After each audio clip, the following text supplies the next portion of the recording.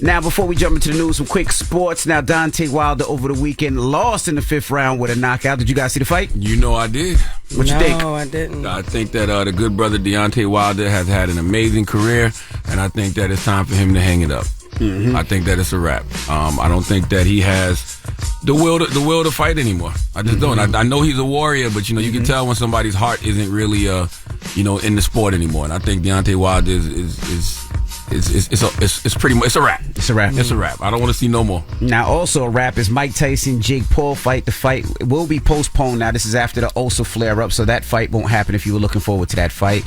It'll probably be postponed. It probably won't happen, but we'll see. That's probably for the best. Mm-hmm. Yeah. That young boy, man. I love Iron Mike Tyson. That young boy gonna hurt Iron Mike Tyson, man. You know, I mean, I know them 30-second videos on Instagram, be gassing y'all up, but Mike Tyson's still a 50-plus-year-old man. Okay, clearly with issues, with some health issues. He don't need to be in the ring with Jake Paul. I want him to get his payday. Yep. But if Jake Paul really out there trying to fight him, no, I don't want to see that. I don't want to see Mike get hurt. Well, good morning, Morgan. How you feeling? I'm doing well. How y'all doing? Good? Good. Peace, Morgan. All right, let's keep in theme with the sports. The Kansas City Chiefs visited the White House for the second straight year as the Super Bowl champions on Friday. President Biden detailed the season the Chiefs had and spoke about the impact of head coach Andy Reid, quarterback Patrick Mahomes, and others. Let's hear from the president. And with the unstoppable 13-play drive in overtime, Patrick, the comeback king, not kid, king. So Biden also touched on the deadly shooting that happened at the team's victory parade and highlighted how members of the Chiefs helped fans in a moment of chaos. The team also gifted the president a Chiefs helmet that he actually tried on. Oh my God, you had to be there for that one. He needed to wear it. As much as he be falling, he needed to wear it. He should have been wearing a helmet. OMG. And in fact, Patrick Mahomes, shortly after the formal event, Patrick Mahomes caught up with me on Pebble Beach, and here was his comments about that visit. The guys that didn't get it the time before, and so you talk about it all year long. You talk about the White House trip. You talk about just winning the Super Bowl in general and everything that comes with that, and being able to talk about it and getting to show some of these young guys and guys that have come from other teams. It's a special moment for them, and you get to see that smile on their face when we leave. You said he caught up with you, Morgan? Yeah. Well, it was me. It was Gaggle. It was me and a bunch of other reporters. Oh, okay. I didn't know you did that. I'm out here. He don't be paying attention. You said that on Friday you was going to the White House. Yeah, and she said she was going to get an exclusive. Oh, okay. I might not have been here for that, though. I think I was running late Friday. The Chiefs won Super Bowl 58. Of course, they defeated the San Francisco 49ers 25-22 in overtime to become back-to-back champions, the first since the New England Patriots. And they opened the season against my Baltimore Ravens on September 5th in Kansas City. So. Oh, so you a Ravens fan? Why you a Ravens fan? Because you from that area, right? I'm salty about it. We can move on. Meanwhile, President Trump. If you're from that area, you should be a Ravens fan, but He's trying to throw a stab at Jess Hilarious. No, I'm not. That's from that area. It's not gonna work because I'm a Steelers fan, Morgan. So it is what it is. It was while I laughed at Jess. Okay. Meanwhile, former President Trump was on Fox and Friends talking about his conviction. Let's hear what he had to say. This was turned down by the Southern District. This is over years. This could have been brought 7 years ago. You know, they tried to rush it because they wanted it before the election. But this could have been brought 7 years ago, but they didn't have any attention. A case like this has never been brought before. And there's never been a case where a state has gone after a federal election. In other words, that's for a federal. That's for like the Southern District to go. Southern District turned it down. We got clearance from the FEC, Federal Election Commission. Clearance. They're suing, saying we violated a thing, but they gave us clearance. Yeah, Trump went on to say the charges were written weird, and the case could have been brought up 7 years ago. Well, he did say that. And, of course, he is okay with the judge sentencing him to house arrest or even jail.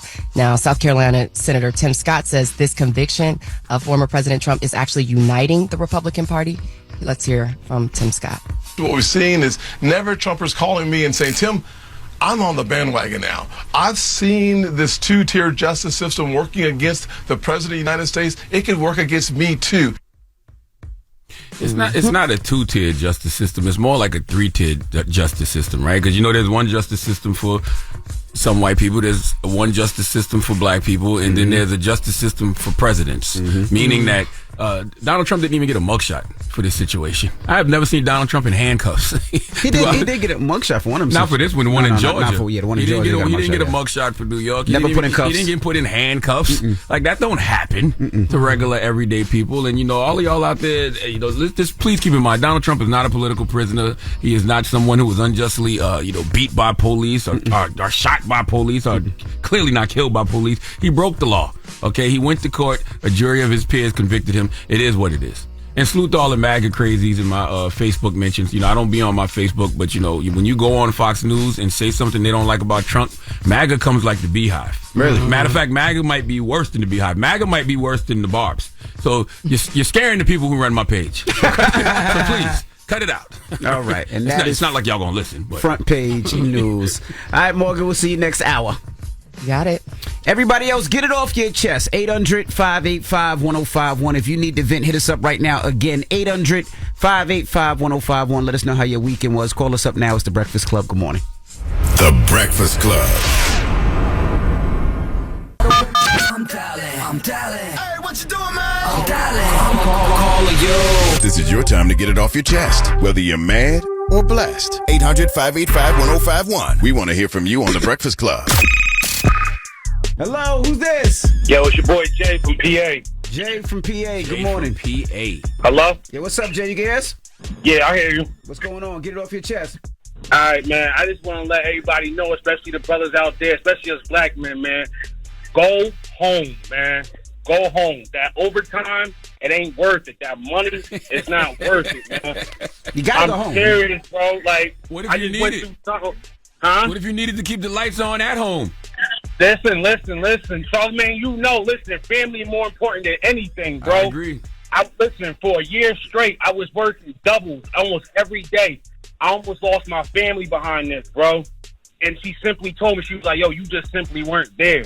Damn. So that's more important than anything right now. Like, I'm fighting right now to get my family back. Kids, wife, all that, bro. Man. Like, and I realized, like, yo, that money ain't important. Like, you know what the kids miss? They miss me being there. That's right. You feel what I'm saying? They ain't worried about that dollar bill. The kids don't care about how much money I'm making. They gonna remember that time I spent with them. That's if some right. lights get cut off, they ain't gonna think about, oh, dad ain't had the money for that. They gonna think, yo, dad was playing with us with the flashlights. Well, you don't want the lights go to go home, off, man. But you're right. You got to make time for your family. Absolutely, positively. Yeah. Now, doing doubles family's every the day, most important that's thing. Crazy, but yeah, like I'm fighting for it right now. You know what I'm saying? And I can't blame her. Like, it's my fault. I wasn't there.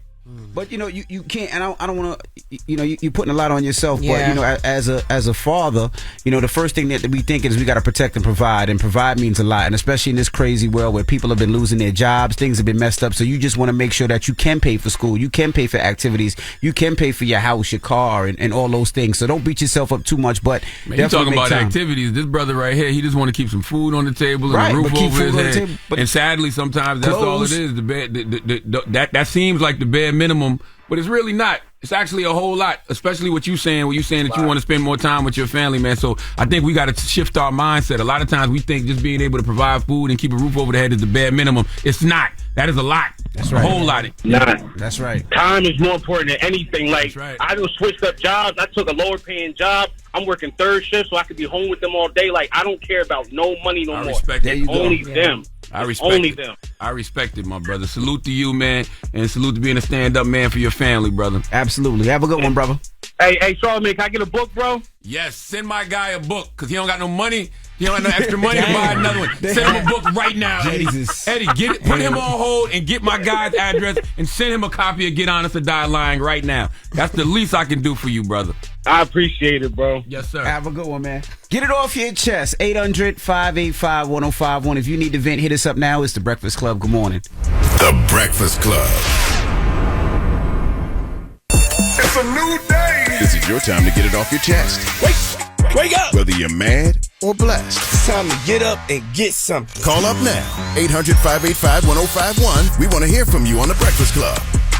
First, before we get into this call, Jay, I hung up on you by accident. NBO fast hand, always hanging up on people, man. My bad, Jay. From PA, call back so I can send you your book, my brother. My bad, Jay. Lord have mercy, my man. My bad, Jay. Hello, who's this? Yes, sir. This is J.A. from Indianapolis. Another J? Another J. This okay, J.A. Oh, J.A. What's up, J.A.? Yes, sir. Hey, so look, shout out to y'all, man. We had an amazing time this weekend in Atlanta at the Sears Suckers and Sundresses event. So big up to the Q's. Had to get that off my chest, man. It was amazing. You said the Sears Suckers and Sundress. What is the Sears Sucker? The flower? No, it's the material of clothes that you wear. The seersucker clothes. You never heard of seersucker? No. You from the South. They always wear seersuckers out You there. heard of seersucker before, Jess? Nah, I'm from the North. I ain't never heard of no damn seersucker. Seersuckers is like the light blue and white stripe. I don't know what you're talking about. I never heard that in my life. About fashion. But seersuckers and sundress. I heard it was a dope event. Salute to all the Q's. Hey, it was over 10,000 people, but I will say this: the city of Atlanta, the water main broke, but we couldn't hit the rain box for a couple of hours. It was almost 24 hours. It was tough, but we made it work. So you mean to tell me that y'all was out there musty? I was ready to say, yeah. Y'all was out there funky ass.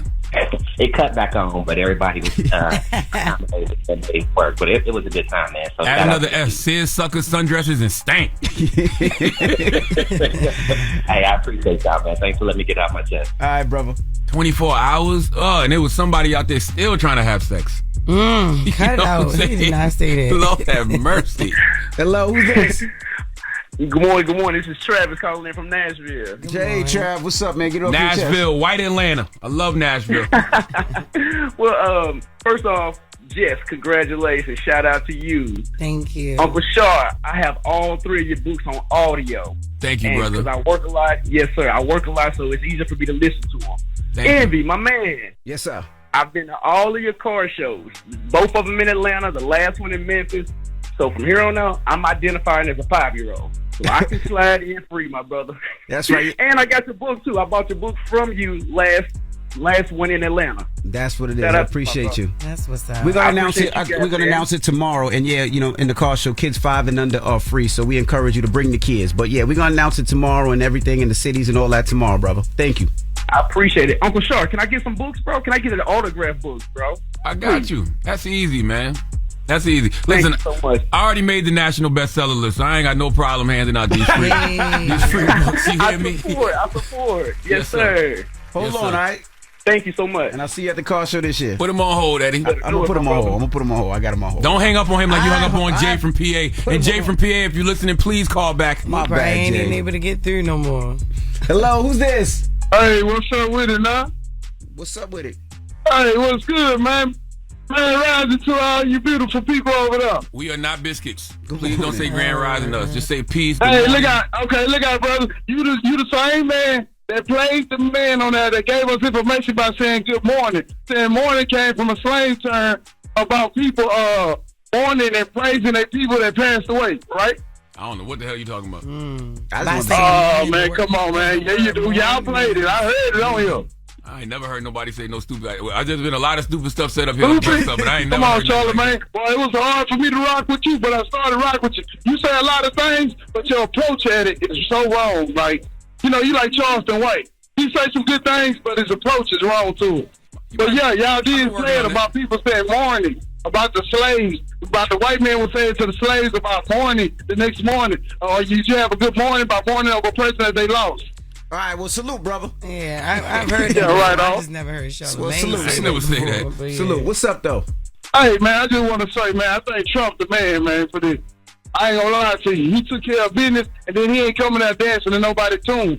Find him. Hey, man, this show take a lot of crashes. Every time you look up, he falling, and he always got something negative to say. Well, he just got a helmet. The Kansas City Chiefs just gave him a helmet this weekend, brother.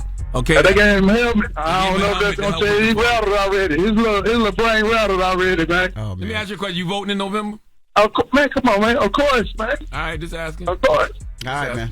Well, you have a good week. Can I say have a good week? Man, you too, now. All You right, too, man. sure. You too. Y'all have a bliss. All right. I don't know if you can say have a good week because there's no such thing about there's no good thing about being weak. You're right. You know what I'm saying? That's why I say I don't know if I can say when that. you're weak, you fragile. You know what I'm saying? You ain't got the strength you need. Oh, There's my nothing good God. about being weak. You know what I mean?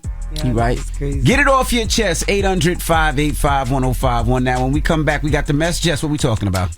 This weak ass Cardi and beer beef. Weak ass. See, that's why you Yeah. can't say good week right there. That's why you can't say it's good week. It's so crazy. I don't even know why it's even going this way. All right. Well, we'll get into that next. It's the Breakfast Club. Good morning. The Breakfast Club. Happy Monday, y'all. Hey. Yes. Good morning, everybody. And June is Pride Month, by the way, so salute to everybody out there, the LGBTQ Disney just Plus say it's community. Pride Month. It's Just Pride say Month. it's Pride Month. Right. And I'm going to honor one gay a day. So Okay. that's what we're gonna do. So you have a gay for today? Yes, I do. That's more so at the end. I have to get to Jess with the Mess. Okay. At the bottom. Hilarious, Jessica Robin Moore. Just don't do no lies. Don't do no lies. She don't spare nobody. Worldwide Jess, worldwide Mack. On the Breakfast Club. She's a culture shift.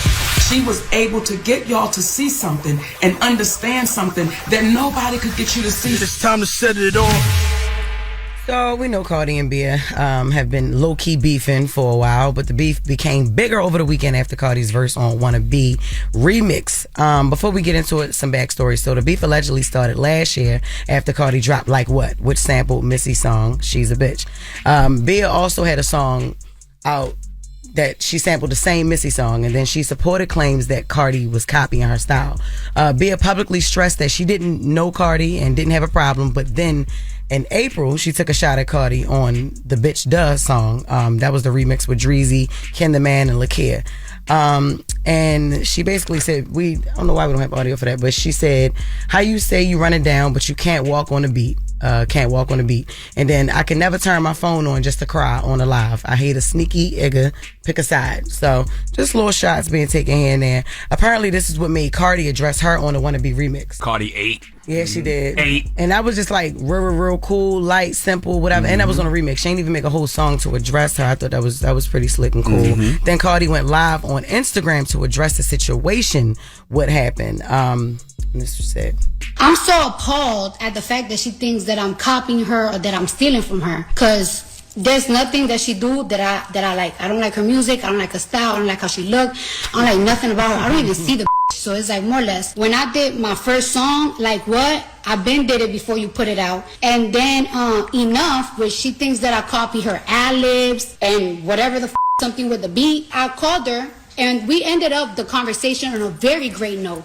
April 14, 2022. This is when I first received the beat for Enough. I recorded Enough on May 18, 2022.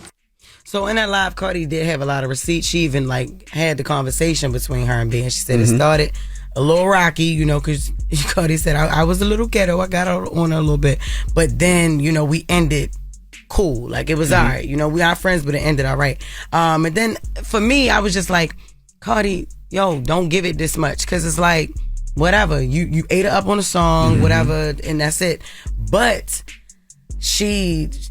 basically, Bia been lying behind the scenes, and she also had something to say about that, too.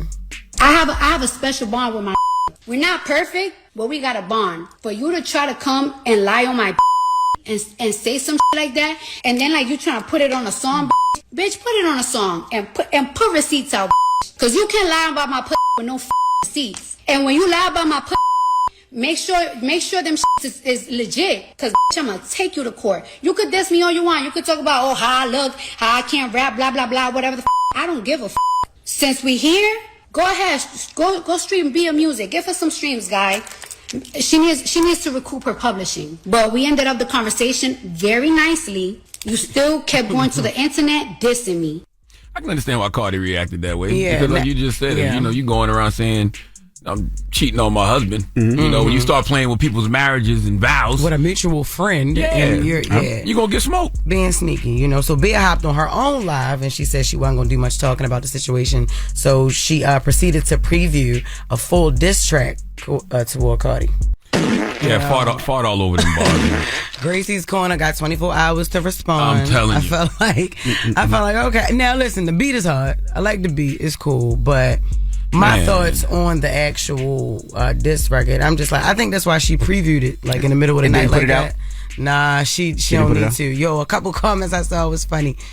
Yo, somebody said, sound like she should have called Party too. That was hilarious to me. The name of that diss record should have been Not Like That, because that is not how you diss somebody in a rap record. And when you make a diss record, you can't make something so terrible that you end up dissing yourself. Because the point of diss records is for you to clown your opponent. When you make a diss record that's so bad, that you end up dissing yourself, you end up being the butt of the joke. Yeah. So technically, Bia went in the booth and eaten herself.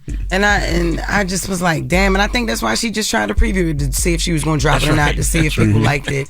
It was ass. You know what I'm saying? I just don't think Bia is that type of rapper to go at somebody like it was battle cute. rapper type yeah, thing, yeah. It was cute for you to drop the little bars and shade her on a remix that you did with Dreezy, but not a whole diss record. No, it wasn't. So it wasn't giving. It wasn't given to me. Yes, it wasn't. And I like both of them. I love Cardi, but it's just like, come on now, just leave it alone. But I hope that's it for Cardi. Don't say nothing else. She won already. Yeah, she did one already. And even in the diss track, Bia did say, when you say my name, that's a benefit. Yeah, you knew that. You know that. That's why Cardi on her live did say, go stream this girl music. Give her something. So. In other news, real quick, okay, so Jennifer Lopez tour is canceled, y'all. So she said a statement on Friday explaining that her scheduled summer tour is canceled. She wrote, I'm completely heartsick and devastated about letting you down. Please know that I wouldn't do this if I didn't feel that it was absolutely necessary. I promise I will make it up to you and we will all be together again. I love you so much. Until next time. That's surprising, actually. Was it selling? Was the ticket selling? They said ticket sales were low, but I mean, it's Jennifer Lopez. You figure people would go out and support Jennifer Lopez. But they were very expensive, though. Oh. They were expensive, and then this days and time, who ain't on tour? It's a lot of tours. A lot of tours. You got to make them bodega prices, J-Lo. Yeah. Quarter water prices. Quarter water prices. She know that. She brag about the Bronx all the time. She know like people be doing bad. But even though people love J-Lo, like you figure she's one of those artists that they'll go out and support, and regardless, she has a catalog of music that you figure people would love, but I guess not. And although it was reported that and it has been all over the place that the ticket sales are not doing good, the sources close to her say that's not the case. That's not why. Oh, okay. So it's just like they making it more about like her marriage, like her trying to work, and then the marriage, like she could be going through some mental issues. Yeah, but they said they had to cancel a couple of dates at first. Yeah, and then they cancel those dates, and then they just absolutely So just get honest, line. That's right. That's it. You should go get it. Yeah, it's in stores right now. Yeah, I ain't the one lying. I'm good. J-Lo gotta get it. Hey, yo, I salute the big body too. Oh, we gotta wrap, but salute the big body, man. Body, I appreciate you so much. I told y'all earlier that over the weekend my daughter celebrated her sweet 16. She had her party yesterday, and Cardi pulled up, man. So drop on the clues bomb for Body. She had the kids going crazy. She was so gracious. She took pics with all the kids. She was dancing with them. They were singing her songs word for word. It was amazing. So Cardi B, thank you. Did she salute the Body. Cardi took mad to go plates. Mad to go plates? Nah, she took mad to go plates. Yeah, we got her right. All right. We definitely got her right. And I know the internet, especially on YouTube, they love to say that I'm biased towards Cardi B. Yes, I am. I was ready to say it is what it is. And I will forever be biased to her. Because she did not have to come to my daughter's sweet 16, but she did. I got big bulletproof love for Body. Salute to Body. Yes. And shout out to Offset and the whole fam as well. Yes. All right. When we come back, my front page news, actually. Morgan Wood will be joining us. We'll break down. Got some sad news. Michelle Obama's mom passed away. We'll give you all the details when we come back. It's The Breakfast Club. Good morning. You're checking out The Breakfast Club. Morning, everybody. It's DJ NV, Jess Hilarious, Charlamagne the Guy. We are The Breakfast Club. Let's get in some front page news. Good morning, Morgan. Good morning. Yes, very sad news to report that former President Barack Obama's mother-in-law, that's the mom of former First Lady Michelle Obama, Marion Robinson, has died at the age of 86. The former president confirmed her death in a statement on social media. The family said Robinson was their backstop, a calm and non-judgmental witness to their triumphs and stumbles. They said she passed away peacefully on Friday morning, and none of them are sure how they'll move on without her. Sending the Obama family healing energy. Man. Absolutely. 86 is a nice long life. I'll take 86 years on this planet all day, every day. Yeah. So history is being made in Mexico right now. The election, there's the first ever female president, Claudia Sheinbaum.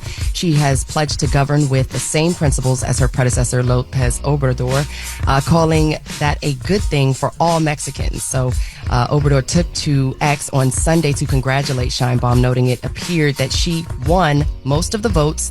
She defeated Xochitl Galvez. I'm sorry, that's a hard pronunciation. And is also Mexico's first Jewish president, although she has not been very public about her religion. She's Jewish and Mexican? Yeah, and that she was born to Jewish parents, but she has not been public about it on her campaign trail. Oh, so she was born to Jewish parents in Mexico. Yeah. Wow, interesting. Isn't it? I was about to say Trump. I was going to say Trump get in. He definitely going to build the wall, but I don't know. He might not now. So dumb, yo. All right, y'all, take a breath. No. If you have asthma or you know somebody with asthma, you may want to listen up. Effective today, millions can expect to benefit from the price caps on asthma and COPD inhalers. A number of drug companies have agreed to limit out-of-pocket costs to $35 a month. Detroit-based Dr. Alan Baptist says he's hopeful that this will reduce some of the burden on patients he sees. Let's hear from the doc. I think this is a great step in the right direction, but it's in some ways just a Band-Aid on the bigger problem that we have, the outrageous costs of pharmaceutical and drug prices in the United States. Yeah, so the move comes after a similar welcome step by insulin manufacturers last year also set cap prices. So moving on, in a case of vindication, remember the man last week who joined the court Zoom while driving on a suspended license? Yeah, Corey Harris. His name Corey Harris, right? Yes, Corey Harris. Well, it looks like he is actually innocent and there was a clerical error made. In fact, in January of 2010, Harris's license was suspended due to unpaid child support. But in January of 2022, a judge in Saginaw County lifted that suspension. Apparently, that was not shown. Now, Harris encouraged people to always check behind clerical workers because they always say they're going to do something and they never do it. He went on to say this ordeal has been very embarrassing for him because he's actively involved in his church. Oh, now I got to take back Donkey of the Definitely Day. got to take it back now. This man is a meme for no damn reason. Wow. I done seen this man face so much this weekend being memed for every single thing, especially after Trump got convicted. They was Did you using see his the Etsy picture drawing? for everything. Your man got an Etsy painting. Damn, Corey. Corey, Yeah. You got to say, my The bad, whole Corey. time, My it's like bad. he had his license. That's why Corey Yeah. looked like that. Corey was like, license suspended. Damn, Corey. Damn, Corey. Oh, I got to take back Donkey of the Day from Corey, man. How bad, Corey? Damn, I didn't call this man, say he looked like Beetlejuice's brother, all kind of You stuff. did. for You no said he damn was reason. dying. I'm like, oh my God. Jesus Christ. Now that he's still, I don't know if he is dying or not, but he was at the hospital. He had to go. He did still go to the He didn't doctor. go to the hospital. It was just a doctor's appointment. bad, Corey. Oh my gosh. My bad, Corey. But I did. To be fair, I did give the judge Donkey today too for not having more sympathy and empathy towards Corey and whatever his health condition. Not information. Word up. Yeah. Judge should have the all information. All right, Corey Core. Thank you, Morgan. Thank you. That's your front page news. I'm Morgan Wood. From the Black Information Network, you can follow more news coverage at Black Information Network and at BINnews.com. All right. Now, when we come back from Power Book 2, Michael Rainey Jr. will be joining us. Go Season 4 is out June 7th, and we're going to talk to him when we come back, so don't move. It's The Breakfast Club. Good morning. The Breakfast Club. Morning, everybody. It's DJ NV, Jess Hilarious, Charlamagne the Guy. We are The Breakfast Club. We got a special guest in the building. Yes, indeed. Michael Rainey Jr. Welcome. What's up? How do you feel, man? Series for now, Power Book 2 Ghost. We've been watching Power for 10 years. Yes, we that's literally crazy. watched When you you grow was up a on baby. television. I know, man. How does it feel knowing that there's a end around the corner? It's a bittersweet feeling. Like, obviously, like, it's been a long run. It's been a long, legendary run.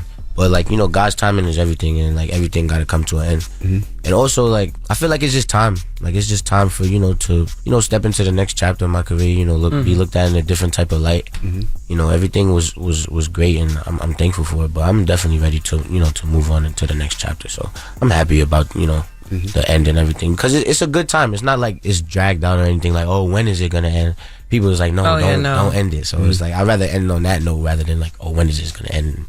And dragging it out. So I'm happy with where it's at right now. Did you really find out on social media that? Nah, I didn't. Okay. I was trolling. I took a page out of 50 book with that one. I just knew it was going to stir the pot. I knew people was going to react to it. So I'm like, let me just see what happens. But nah, they told me before, everyone knew, but I just wanted to troll everybody. And I knew it was going to get a reaction out of people. What was that feeling when they told you? Like, how did you actually feel? Like, in that moment? In the moment, I was kind of confused because I'm like, that don't even make sense. Like, show's doing well. You feel me? Like, we one of the top performing on the network. It's like, it's a weird piece of information. I just started getting cheeks.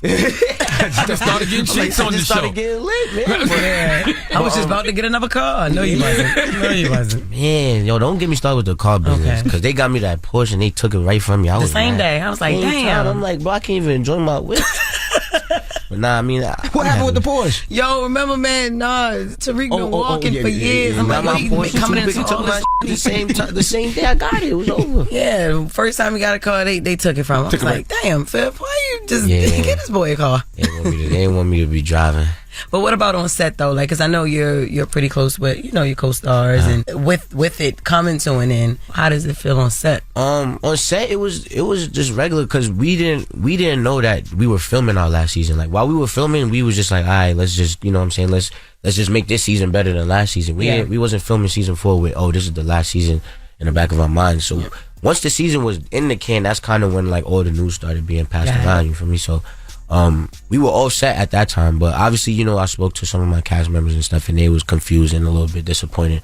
But then they also got to understand the reasoning and behind the scenes of why everything happened in the way it's happening now. But a lot of people was confused. A lot of people was like taken back by it, as I was. But it all makes sense at the end of the day. Because it feels like if Power Book 2 ends, then the whole universe ends. Maybe not Raising Kanan because it's an origin story, but do you still do Force with Tommy? Like, do you still do other, Yeah, Tommy, he all the way in Chicago, so it's like doing his own thing. You know what I'm saying? It's not really, he don't really got much to do with our show. Obviously, he pops in and out, but like, I don't think that's really gonna affect Force. Like, Force is still gonna keep rolling, and obviously, Kanan is in. That's like 20 years prior to the timeline that we are filming in, so they'll be fine as well. They got to do something with y'all characters. I don't believe this is the end. I believe they might get rid of the Power Ghost thing. It's gonna evolve to something else. It'll be Power something else. I hope, cause look, I'm ready to keep rolling. I'm ready to keep giving the fans what they want. You know what I'm saying? But it's all all in the higher ups hands. But listen, if they call me back, I'm here. But I just be awaiting that call, I guess. Oh, so that means you don't die. If you think they're gonna call you back, you don't die this season. You don't die in the finale. Listen, man, nobody's safe from Power. Tariq can't die though. It's just like, what? What do you mean Tariq can't die? I thought Ghost couldn't die. Yeah, if Ghost can get got, Ghost probably not even dead. I don't know. Ghost never die. You know what's so crazy? 3 seasons ago, we would have cheered if Tariq got killed. That's what I'm saying. Now it's like, Tariq couldn't make it on TV. That's what I'm saying. I'm like, yo, they actually want me. They want me to keep rocking. I'm surprised. Yeah. It's different now. They definitely did a whole 180 from the original. It's character development. Yeah, shout out to the writers, man. Because when they told me they was gonna base this spinoff over me, I'm like, bro, how? Just hate me. Oh, it wasn't even a call. We was on set. We was filming season 6. 50 came to set, and I be just, I just be chilling. 50 came to me. He's like, yo, mad casual too. He's like, yo, you gotta get ready for your own after this, right? I'm like, what are you talking about, bro? Like, he's like, you gonna have your own show? I'm like, my own show? How? What are you? He was still in Tariq mode. What? Yeah, I'm like, show. What are you talking about? He's like, he said, just get ready. I'm like, whatever, bro. I'm just thinking he's being 50, just trolling. You know what I'm saying? And then like 2 weeks after that, Courtney Kemp told me the same exact thing. She's like, you gotta get ready for your own show. Once she told me that, I was like, oh, this is real. Like, this is, she not playing. And then, like, in my mind, I'm still thinking, like, how are y'all about to make this show based off of me when nobody likes me? Like, I just killed the most loved character in the whole entire franchise. How do y'all think this is gonna work? Were you scared? Were you nervous? I was nervous until 50 told me that certain people thought I wasn't ready for it. And then I was like, oh, y'all bugging. Like, y'all really bugging. And 50 was like, and I told him, I'm like, yo, nah, I'm gonna prove him wrong. And he was like, nah, don't even think in your mind like proving him wrong. Just prove yourself right. I was like, that's a good way to look at it too. So. So like other executives felt like you weren't ready? I'm not gonna say who or what position they was in, but it was some, a little bit of doubters in there. But we changed their minds. I mean, I needed that though. I needed them to. It's a little motivation. Like, y'all don't think I'm ready? I'm ready. Let's do it. How did that with you mentally though? Like just growing up and having social media. I used to be on the radio getting at you like everybody not liking your character. Tariq. I ain't gonna forget. I gave Tariq though. That's a fact. That's a fact. Not Michael. That's a difference. But how did that feel? Like, yo, I'm just playing a character, and I used to see videos of people running up on you. I don't know if it was fake or those were sketches. No. The one with Ben, that was a skit, but there was literally people running up on me though. I can imagine. It was a time like some of my friends literally had to drape somebody up because he stepped to me like walking out of a party, like he was really, you know what I'm saying? So stuff like that really used to happen. At first, I was like, what the heck is wrong with people? Like, you know what I'm saying? But after a while, like, I kind of, like, obviously I grew up, I got a little more mature, and I kind of, like, understood people. And I understood, like, the show was just, it was just invoking emotions out of people. And that's what you kind of want when you portraying a character, or when you're in a show, you want people to, you want to bring emotions out of people. Did you understand that though? He was 13. At first I didn't. At first I'm like, yo, these people is bugging. Like, yo, I'm just doing my job. And then after a while, obviously having like different conversations with, people on the cast like Omari, you know, and 50 and everybody. It was like, yo, it's a given. Like, obviously you're doing something right if these people mad at you. Like, like what you're doing on the screen is supposed to make people mad. So the fact that they mad is good. And after I looked at it like that, I was like, yeah, it's all love. Like, I just started laughing at it after a while. It was just Did you ever see the meme online where they say, you play the kid, you're known as the kid that give the parents problems, like from Barbershop and Love and Power. That's funny. And I think that's another reason they kind of built my character on that, because they, in the hiatus of season 2 going into filming season 3, I filmed Barbershop 3, and I guess they saw like, you know, like me portraying that, you know, having that up and down relationship with your father, and I guess they kind of just was like, oh, we could kind of build on that in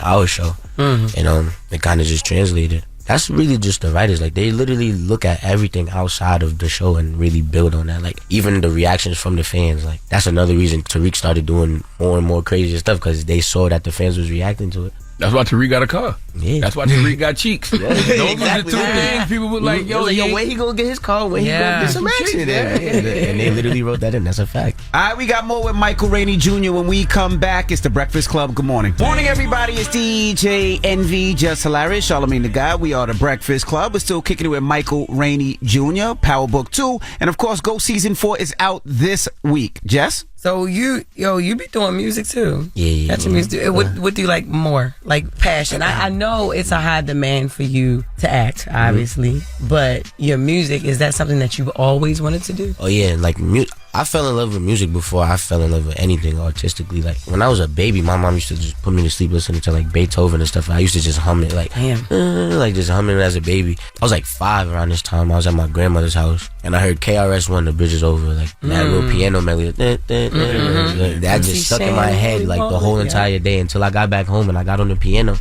and I was just playing the keys, and I just found the keys and I just played it by ear.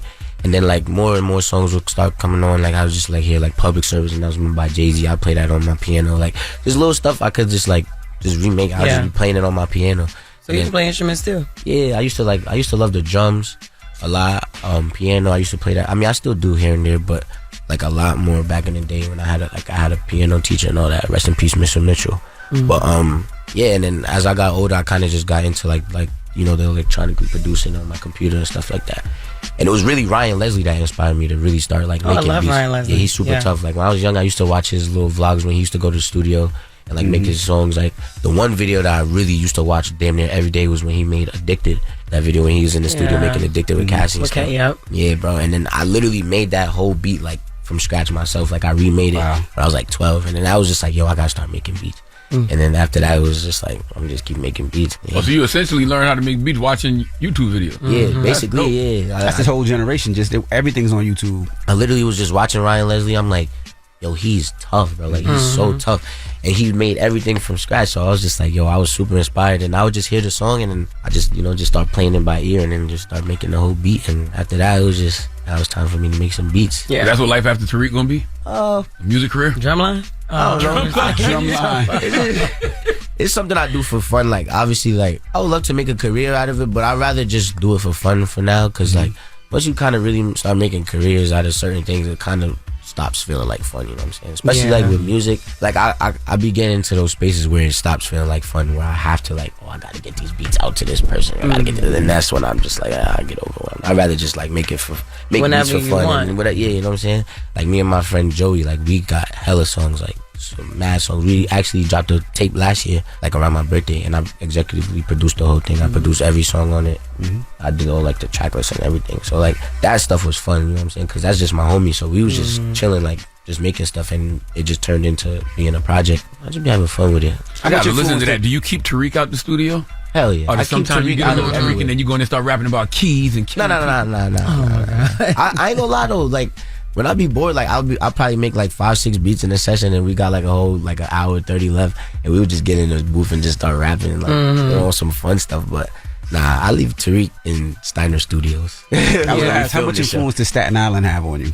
A lot. Like, I grew up in Staten Island, like, my whole entire life, like, because it's a place where you got a lot of musical influences, right? Yeah. But it's also a place that I feel like New York doesn't accept as a borough. You know what I mean? So it's like, you from where? They be doing us dirty. Man. Every time I tell somebody I'm from Staten Island, they be like, Like, yo, bro, chill, bro. But Staten Island, it's a big part of me because, like you said, not a lot of people, you know, really accept us. So I feel like that's another reason I jack Staten Island so much because, like, so many, like, we just so slept on. And it was like, yo, we here. Like, we done legendary stuff. Like, look at Method Man, look at me. You know what I'm saying? Like, look at Wolfface Joey. He's coming up, but he's about to be a legendary kid as well. So it's just like, there's a lot of things that come from Staten Island that people don't really give the credit to. Pete Davidson, facts. Shout out to Pete Davidson. Word. There's a lot of people, and it's a lot more that I'm forgetting too. But it's like I can't think fast enough. Yeah, you a young sniper like Pete is with the ladies. You see that laugh? That laugh letting you know he knocking them down. Nah, man, I be chilling, man. I be chilling. I be relaxing. Jesse, he don't be chilling. How many love interests they say Mike got? Oh my God! Well, just you talking about just on the show? No, in real life. He gonna say he be knocking them down on the show. Like on the show, to me, he got like 3. Michael, But yeah, what's up? What's up? Who you dating? Yeah, I'm single. I'm chilling. Okay, so I'm single. You dating? Yeah, I'm single. Yeah, I'm single. That wasn't even a question. I'm chilling right now, you know. I was in a relationship for a long time, so it was like and I feel like me and her, we have too much life to live. Like, you know what I'm saying? Like, we got a lot to learn about ourselves and just life. Period. I feel like relationship for me is just like, that's what he told her. We got too much to live. You won't even say her name. That's crazy. How old are you? Nah, that's my homie. We still cool and stuff like. How old are you? I'm 23. 23. They got a lot of life to live. I gotta say that the one who last name is a flower? What'd you say? Is that the one? Is that the one what? That's the one who last name is a flower. Yo, crazy. Leave this man alone. Yo. He already got a bunch of followers. Shouting around ain't gonna hurt nothing, Michael. Yeah. Listen, man. But in the show, I'm trying to get him off of it. You had the wildest love triangle in the show, though. You had Effie, Diana, Lauren. Lauren. Yeah. That was crazy. I ain't gonna lie. It's a tough situation for me because who is he really gonna choose? Like, who is he gonna choose? Like, look, he got Diana. She in the same life as him. Yeah, I know. She kind of understand him a little bit. Yeah, but it's the family. He in business with the family. Right, and I feel like that's the least. You feel me? That's the least because he don't want to where he eat. But then he got Effie. She know him more than he know Ride or die, John. Like that's Ride or die. But then again, she a little iffy. Yeah, she definitely poo shiesty. Yeah, she know having like, come on, bro. Yep. That's foul. But Effie bad. Yeah, and she gangster. Like, she mad gangster. Yeah. But then Lauren, that's kind of like his little balance. You know what I'm saying? It's like she kind of make him feel like he's like a human in a way. But also he can't really bring her into the world that he's in because she's not ready for that. So, so he's just in a tough predicament. He gotta be by himself. That's what I feel like. He gotta be by himself. I wanted to ask, you started acting so young. What made you focus on that with everything going on? You could have been playing basketball, baseball, soccer. You could have been doing any you could have just went crazy. Started sniffing coke, wilding out in Hollywood. Well, not at that young my age. mom was not jacking that. But I was gonna say, how did you stay focused? What made you want to do it as a kid? Because at your age, when you started, I mean, most of these kids just wanted to play basketball. Right. I just wanted to play basketball. I ain't gonna lie. I literally just wanted. Like, when I had to stop playing basketball because I had to focus on acting more, I was mad as hell. But like, it all made sense. I wasn't going to the NBA, so I'm gonna focus on acting, you know what I'm saying? But I don't know, like I feel like even just like my first movie, it kind of just made me want to act because it was just such a crazy experience. Like, I was literally 9 going on 10. I lived in Italy for a year and a half, and I also spent a month in Nairobi, Kenya filming that same movie. So I was just like, yo, I get to travel, I get to meet hella different people, learn 2 different languages, you know what I'm saying? Like, live in a whole different country for a year and a half, like being an actor, like this is cool. So let's just see where it takes me. And I just, just kept on going with it. And obviously, like, I have my like, do I really want to do this or do I want to just be a regular kid? But at the end of the day, it's like, I have a blessing. I might as well just take advantage of it and just keep going. All right, we got more with Michael Rainey Jr. when we come back. It's the Breakfast Club. Good morning. Morning, everybody. It's DJ NV, Jess Hilarious, Charlamagne the Guy. We are the Breakfast Club. We're still kicking it with Michael Rainey Jr. Go Season 4 is out June 7th. Charlamagne? Is there a real beef in the Power universe? Or y'all just be back and forth? It's all love. It's all love. Like, yeah, it's all love. All love. You talking? It seems like y'all and BMF always. Oh, not BMF. Oh, those guys. Nah. This those guys. That's all love. Shout out my boy Da Vinci. Yeah, I love Da Vinci. Word. He's cool. Yeah. Shout out, what's his name? The one that played his pops on the show? The Little Meech? Yeah, Little Meech. Yeah. Shout out, Demetrius. See, this is Shout out my boy. This is out the book of 50. It ain't no real issue. I see what's going on. That's my youngin. What's his He said name? that's my youngin. You stirring up the waters, keep people engaged, keep people interested. But what's his name? Oh, right, yeah. Shout out to him too. Nah, shout out my boy Meech. That's my boy right there. Yeah. We always be going at it on the internet for y'all, but Mhm. that's my homie though. But it's the way to keep people engaged though, because you know it's two good shows. Obviously, No, it's one good show. BMF ass. I ain't gonna lie. But- okay, I am so glad. Yeah, I ain't gonna sugarcoat it. I ain't gonna lie. I ain't gonna sugarcoat Oh my it. God, thank I ain't you. gonna sugarcoat it. Yeah. What you don't like about it? What you say, Jess? I love the way they dress. The aesthetic is beautiful. Yeah. Everything beautiful. They Like, paint the picture nice. it's hard. I like the way it looks. But, But Lord. I just be going to sleep when I be watching. I just be Yeah. like, you know what I'm saying? I don't know. How 50 feel about this when you say things like this? Hey man, listen. I don't know how he feel. I ain't never really spoke to him about like the show itself. Mhm. I just be telling him like, listen, man. Yeah. We that, they that, and they. It is what it is. Well, I Do don't you have know. another favorite other than Power Book 2? I ain't gonna lie. I like Kanan a lot. I like that's raising my Kanan a right lot. there. I like raising Kanan a lot. Yeah. It's mad interesting. And Patina Miller, she's so tough. Like, Crazy. She's legendary. So I love watching her. Malcolm said you be hating on him. He's like, Oh no, we be just it's friendly with them too. Like it's a little less than what it is with BMF because BMF we just always be going at it. But Yeah. me and Kanan and them, we went at it too. We went at it like season 2 of our show, and then after a while it just kind of died down. But those the homies though. Shout out my boy Malcolm. That's yeah, I just made that I up. was gonna say Malcolm did not say that. He did not Malcolm said he gonna come to the premiere. Malcolm about to pull up to the He premiere. ain't say that, yo. But speaking of, Yo, you dangerous, yo. I'm glad you did speak up for Tina Miller. She's amazing. I Insane. love her, and also love Mary J. Blige. Do you ever find yourself like trying to pick who's more badass, Monet Tejada or Raquel Thomas? Oh man, you know what's crazy? I don't know. That's a tough one. Cause look, they both gangster though. Yeah, ain't they? Both gay. Like you can't with none of them. Yeah. I don't know, man. Like Raquel raised Kanan though. Like she raised Kanan. Like past raising Kanan. Like look at Kanan in power. You know what I'm Yeah. saying? Like she raised that. So I don't know. But then again, Monet raised Kane. Kane be bugging. Yeah, he stole your car. That's the one that took your car. I ain't gonna lie. I'm gonna have to wait to see this season. I'm gonna watch this season, and that's gonna help me decide who bad. I think that's what Monet gets killed. or Patina. Yeah. I think Kane gets killed.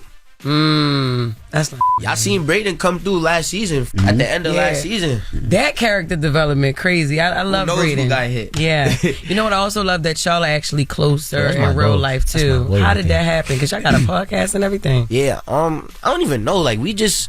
You know, it's mad funny. Like our first day on set, like we didn't speak to each other at all. Like we didn't say a word. Like the only word we said was "What's up," and then like whatever was on the pages. Like, cause I'm mad like introverted in a way. Like especially when it comes to like meeting other actors like around my age. Like they be kind of weird sometimes. Like mad weird. And I be kind of like, cause I'm be bugging sometimes. Like I don't want to say nothing. Like I don't say nothing too out of pocket, but certain things might be out of pocket for these actors my age. You know what I'm saying? Sensitive.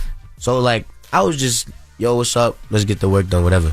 And that, mind you, that was the only scene we had for that season. He came back the next season. Yeah. And then that's kind of when we started becoming cool. He said something about like girls or like a car or something.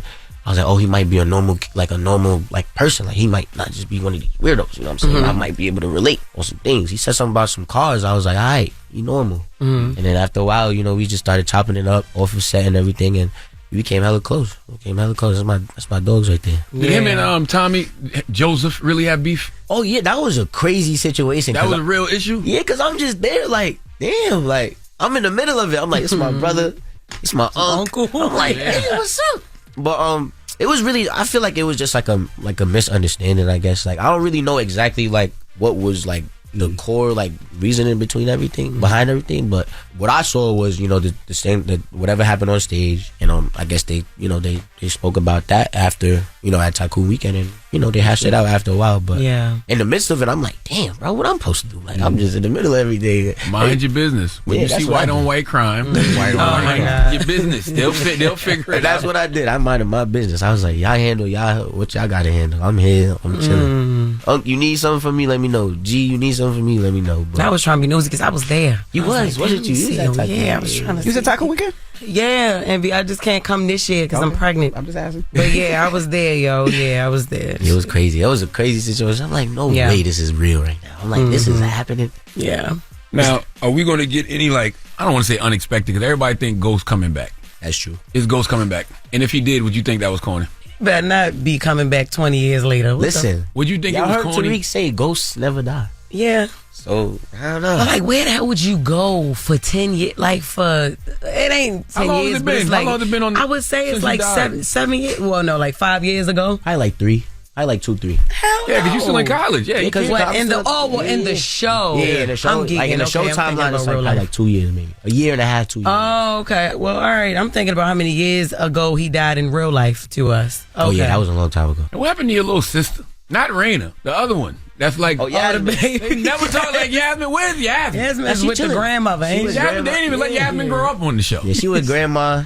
Then they don't really even show grandma for real. They just say, man, He trying to keep them out of trouble. Yeah. Try to keep them from outside. He just making sure they in the crib. They got their groceries. They got their food. Yeah. And that's just what it is. He We trying don't to. need to see them Yeah. as much. Yeah. Yeah. I do miss seeing them though. I ain't gonna lie. Yeah. But I ain't like how you, I'm gonna say that. I know this was mad long ago, but you didn't even cry when your twin died. Yeah. I was watching that episode not too long ago. How I'm like, did you- damn, I'm cold. Like, why? I ain't Yeah. cry? And did you not cry because at that age, like, because you was mad young, but like at that age you couldn't, or it was Nah, just at like. that age, I was crying like a mug. Like before Yeah. that, and You see what they said about me online? Yeah. That type of stuff. not even that. Ain't give a well, it ain't like ain't give a but your disposition was just like, damn. Nah, cause like in my head, it's like I could bring a horse to the water, but I can't make you drink it. I told you stay out this business. I told you don't go to Ray with this stuff. I told you. Damn, just chill. twin. Damn, twin. That's what I was thinking in my mind. I'm like, damn, twin. I was literally watching that episode like last week. I'm like, damn, Reek. Like, damn, Reek, you could have. Yeah. But Yeah. I don't know. My last question: you scared at all because this show has been such a big part of your life the last 10 years? Or you got some healthy anxiety about what's next? Yeah, I feel like when I first entered, I was like, you know, it's all God's timing. You know, God's timing is the best timing, and we all gotta, you know, especially the young kids, like the young actors on the show, we all got an amazing platform out of it. So I feel like moving on, we all gonna have, you know, doors that are open for us, you know, looking forward. And I honestly kind of want that, like, you know, that insecurity, you know, like obviously being secure, like, yeah, I got a job, like I'm looking forward to going to set every day. It's a good feeling, but like you also want to have that, like, you know what I'm saying, like I gotta grind still, you know, I gotta work, you know, I gotta audition, I gotta, you know what I'm saying, I gotta put myself in these rooms, and I feel like now is the time, you know, now's the time. I had a good 10 years of really having a consistent job, which is really a blessing, you know what I'm saying. Not a lot of people could really say that, especially at this age. So now I'm ready for the next chapter. I'm ready to keep it rocking and rolling. Well, season 4, Power Book 2, June 7th. Yes. Michael Rainey Jr., we appreciate you for joining us, brother. Appreciate y'all for having me. All right. I'm watching y'all a lot, so this is cool. Thank you. It's the Breakfast Club. Good morning. Morning, everybody. It's DJ NV, Jess Hilarious, Charlamagne the Guy. We are the Breakfast Club. That was Barty B. Salute to Barty. She got number 1. I think her record was number 1 this week. So Yes, sir. salute to Cardi B. And let's get to Jess with the Mess. News is real. Whether it's Jess Hilarious, Jessica Robin Moore, just don't do no lies. She don't spare nobody. Worldwide Jess, worldwide Mack. On the Breakfast Club. She's a culture shift. She was able to get y'all to see something and understand something that nobody could get you to see. It's time to set it off. Okay, so another Diddy expose. Last week, Rolling Stones released an investigative article on Diddy. Now, the Daily Beast is following in their footsteps, and they released an article of their own. Their article features 5 former employees of Diddy who claim his abusive tendencies weren't just limited to his romantic relationships. They claim Diddy created a disturbingly toxic work environment. The 5 ex-employees participated in the Daily Beast article anonymously out of fear of retaliation. One person claimed that Diddy yelled at her and squeezed her face aggressively. She said she started looking for a new job immediately after that. She claimed the only way to work in that environment was to see Diddy as an icon, which she did not. Another ex-employee claimed that he was fired after looking Diddy in the eyes. Just a little backstory about that. Diddy had allegedly showed up to a meeting late, and the guy looked at him like why are you late? And so he got fired after looking at him like that, like he was questioning his lateness. He also claimed that Diddy mentally abused them by the way he spoke to them. An excerpt from the article said the former Sean John employee said the work environment was like a Game of Thrones with everyone walking on eggshells and some colleagues throwing others under the bus to stay in Combs' good graces. Another employee said that he called the women bitches and stupid. She also claimed that she never saw Diddy speak to men like that unless they were powerless. 2 ex-employees who participated didn't feel the working environment was that bad. One said, I don't think he was exceptionally crazy. It was an intense work environment. The hours were not normal. He could be intimidating, scary, and mean, but there was always this underlying professionalism to him. You felt like he was punishing you. I mean, he was pushing you to get, you felt like he was pushing you to get the absolute best last little bit out of you. So that's what they said. Yeah, I know that last line was crazy. But yeah, so, and then also Kalina from one of his former groups. I think that was Danity Kane. She was in Danity Kane. No, Dirty Money. Dirty Money. Dirty Money. Because, it was Kalina and Dawn. Mm-hmm. Yeah, Kalina, she was, supporting Diddy in a way. She was like, she never underwent any of that. You know, she never experienced any of that stuff. You know the crazy part about it? It felt like there was no human resources back then, like 20, 30 years ago. I know Charlamagne and myself, like where we worked, there was no human resources. Yeah. Like that. The sad part about it, that was the normal. There was definitely human resources. They didn't care. Clearly not. Yeah. Oh, you saying Kalani? Not Kalani. Kalina. Kalina came to his defense. She said she didn't experience. She just said that she didn't experience any of this toxic, in work environment. None of this inappropriate behavior from him. Well, I would think that's what the TikTok kids call a 20v1. 20v1. Hey, yo. That's a 20v1. Right. That was the last on Diddy. Not the last, I'm pretty sure, but that was definitely not the last. A lot of investigating going on. I'm sorry, that was the latest on Diddy. And I understand people wanting to be anonymous, but I doubt there's going to be any retaliation at this point. Retaliation would only reinforce everything everyone is saying about Diddy and everything we saw on that tape with Cassie. Or maybe they work in the industry now and just don't want to be looked at any which way, so they just don't want their face or stuff out there. Could be. Mm-hmm. Fetus found on Baltimore, Maryland bus. On Saturday, Baltimore City Police and MTA Police responded to a report of a fetus being found on an MTA bus. Police say a fetus was found on an MTA bus earlier this afternoon. Details are limited, but here's what we know so far. Police responded to the call near the 2500 block of Kirk Avenue. The bus driver said he discovered the fetus on a seat of the bus. The Maryland Transit Administration and Baltimore Police are currently investigating. Stay with WJZ on air and online as we learn more. That's crazy. Yeah, the police didn't release too much information, so the story is still developing. But I just thought the story was crazy, and I wanted to share that. Obviously that's mental issues. I don't know if she gave birth to the fetus on it or carried the fetus on the bus with her. Like you just never know. But like I said, the story is still developing. So but they'll be able to find the mother, though, right? Absolutely, they should be able to find her dumb ass. Like, what are you doing? But yeah, okay. And Bobby Shmurda accused DSPs of blocking him because he refuses to paint his nails. On Sunday, Bobby made an Instagram post about responding to fans who have been asking him for new music. He posted a picture of his nails, which were unpainted, with the caption saying, "Stop asking me to drop music. American DSP and music blogs, which they owned as well, don't allow real badman on playlists because I don't paint my nails, so it's pointless. So until something is done with the people who owns, run, and manages these platforms." Bobby's rants came after he dropped a single with Eli called On Something last month, and the song hasn't been doing too well. I didn't even know he dropped this. I never heard that record in my life. I never heard it either. Never heard it. That was Bobby rapping just now? Yeah, that was Bobby rapping. He sounds totally different. Yeah, I know. You wouldn't even know it was him if you heard it just playing.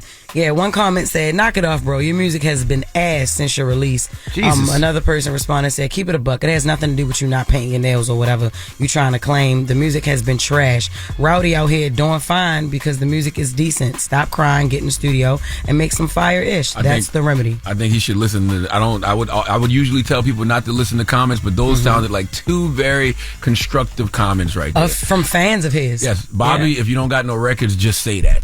Okay, but don't blame it on the fact that you're not painting your nails. All right? And if you do need to get your nails painted, just do a little clear coat. Little clear coat. Nobody even know. They'd be like, "Oh, he got a nice little buff." My man said I'm a real bad man. I don't need to do none of that. So that's Jess with the Mess. Safari said the same thing. Safari said that's why they won't play his music, because he a real bad man. He didn't say that. Nah, ain't no way. Nah, it's different reasons why they don't play Safari. He didn't say that. What's the reason? What? What's the reason? Because that ain't it. No.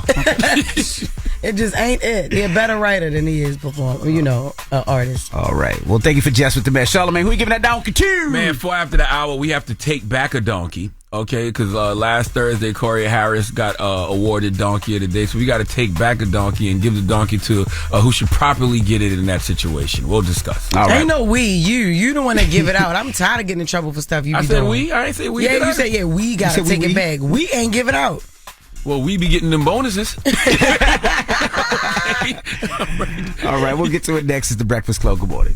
Wake up. Wake up. You're locked into The Breakfast Club. It's donkey up the day. Made it. Damn, he hard again. It's time for donkey of the day. I ain't trying to be donkey today no more. They should be embarrassed by what they already did. I'm not making these people do these things. Called donkey of the day, and it really caught me off guard. Damn, Charlamagne, who got the donkey of the day today?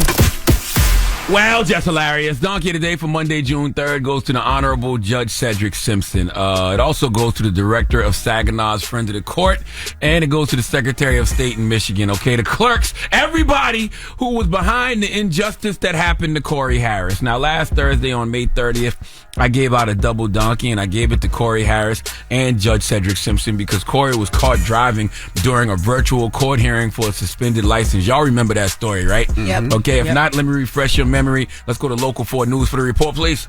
Ever since some court proceedings went on Zoom, you really never know what to expect, and this judge did not see this coming. Mr. Harris, are you driving? Actually, I'm pulling into my doctor's office, actually. Just give me 1 second. You can see the shock on his face. Judge Cedric Simpson nearly speechless. The defendant, Corey Harris, had a suspended license, yet joined the court proceeding from behind the wheel. The judge needed to get some things straight. I'm looking at his record. He doesn't have a license. He's suspended and he's just driving. That is correct, Your Honor. I don't even know why he would do that. So defendant's bond is revoked in this matter. Defendant is to turn himself into the Washington County Jail by 6 p.m. today. Failure to turn himself in will result in a bench warrant with no bond. The judge told poor Corey to go to jail, directly to jail, do not pass go, because he was caught driving during a virtual court hearing for a suspended license. Turns out, though, Corey should have never been charged with driving on a suspended license, okay? He should have never been charged, and he blames the mix-up on Saginaw's Friend of the Court. Let's go to 7 News Detroit to listen. I was thinking about getting my wife medical help. Corey Harris said that's why he was behind the wheel earlier this month when he appeared before District Court Judge Cedric Simpson, who knew Harris was appearing on a charge of driving while license suspended. We spoke to Harris by phone today, and he said the doctor wanted to see his wife for some ongoing medical issues that had worsened, and he didn't think about anything but getting her there. Corey Harris was cited for driving while license suspended in Pittsfield Township back in October. He said it was suspended for unpaid child support. Secretary of State records show his license was first suspended for child support back in 2010, but Harris told us he thought his license had been reinstated. They were supposed to have been lifted it two years ago, but they didn't.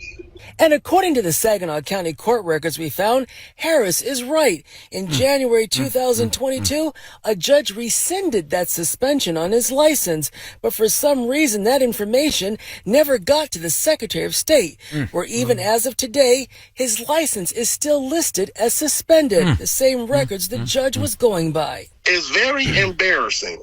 And with the type of ties that I have with the church and the community, is very embarrassing. I've told y'all on this radio before, there are certain jobs you can't afford to make mistakes in, okay? Doctors, surgeons, police officers. And now we got to add the clerical people who work in the courts to the list, because this man Corey had to report to jail, embarrassed all over the internet. He's a meme now. I said that man looked like Beetlejuice's brother. I even gave the judge donkey of the day last week for not having sympathy towards Corey because he said he was going to the doctor. I diagnosed him with high blood pressure, high cholesterol, and maybe even a little diabetes because he looked a little swollen in the cheeks. Come to find out, he wasn't going to the doctor for himself. He was taking his wife.